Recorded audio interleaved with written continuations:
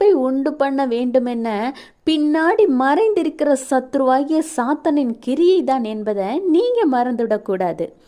கர்த்தர் சொல்கிறார், சங்கீதம் 127:4, இதோ பிள்ளைகள் கர்த்தரால் வரும் சுதந்திரம், கற்பத்தின் கனி அவரால் கிடைக்கும் பலன்.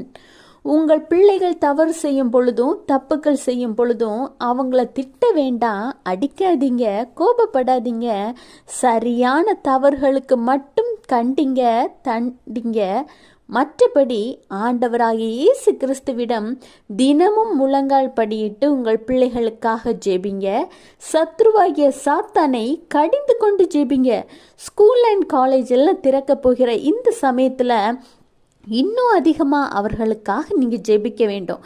இப்படி நீங்கள் ஜெபிக்கும் பொழுது உங்கள் பிள்ளைகளின் குணாதிசயத்திலும் நடவடிக்கைகளிலும் கீழ்ப்படிதலும் மாற்றத்தை காண்பீங்க. அதுவும்